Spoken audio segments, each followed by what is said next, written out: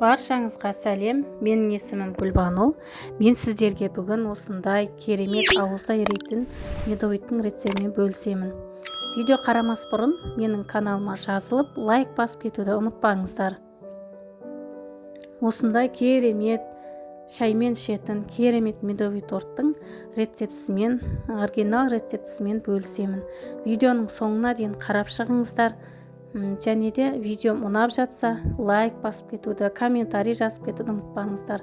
Ең бірінші осындай банкадағы әселді қолданамын. Мен үнемі осындай жарты банка әселді тысқа құйып, кішкене жарты чайный ложка сода салып, газда осылай қыздырып аламыз. Әселіміз алтын түстес болғанша қыздырып аламыз. Міне осылай жайлап өзі қызарып келе жатыр. Міне осылай түстес болғанша, алтын түстес болғанша әдеміліп күйдіріп аламыз. Ыстық күйінде құйыңыздар майды, өйткені әсел қатып қалуы мүмкін суылғаннан кейін. Осында 50 грамм май құйдым. Пияламен есептегенде жарты пияла болады екен. Одан мен 5 жұмыртқаны жақсылап жарып, 1 пияла шекер қосып, миксермен ақ көбігі шыққанша араластырып алдым. Міне осылай араластырып аласыздар. Сосын жаңағы суыған әселімізді үстіне құямыз. Негізі мен әселді көп уақыт суытып алдым. Сіздер де солай суытып алыңыздар. Өйткені жұмыртқа пісіп қалуы мүмкін. Араластырып, ұнымды салып, 1 қасық чайный ложка салдым. Разрыхлитель салдым. Жақсылап араластырып аламыз. Міне осындай болады қамырларыңыз. Енді пергамент қағазына осылай 4 қасықтай салдым шамамен.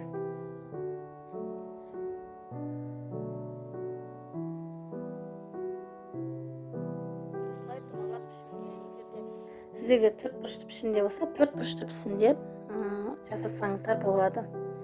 Міне піскенін қалай білесіздер? Піскенін осылай үстінен басқан кезде жабысып қалмау керек астына. Осылай өзі қызарып, әдем болып тұрады. Міне мен барлығын осылай кольцомен шет-шетін тегістеп алдым. Шет-шетін алып, төгітіп аламыз.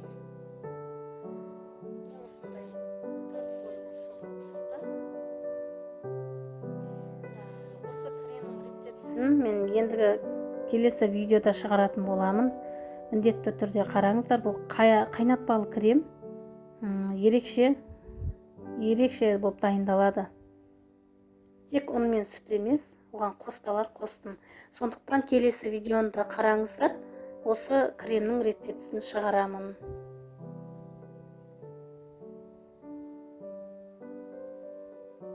Өте жұмсақ болады. Шаймен керемет кетеді. Сіздерге міндетті түрде ұнайды деп ойлаймын.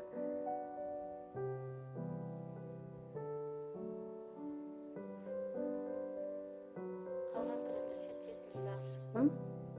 Содан үгітілген осындай крошкаларды шет-шетіне жағып шықтым. Жабыстырып шықтым. Енді қалғанын бетіне сүйіп шықтым. Міне осылай менің тортым дайын болды. Енді шай ішуге дайын десем де болады. Сүттен жасалған кремнен өте керемет болып шығады медовый торттарыңыз. Жұмсақ болып, сол моментте жұмсақ болады. Сондықтан сіздер де жасап көріңіздер. Менің осы рецептім ұнап жатса, маған лайк басып кетіңіздер, комментарий жазып кетіңіздер. Келесі видеоны міндетті түрде қараңыздар. Қош сау бол.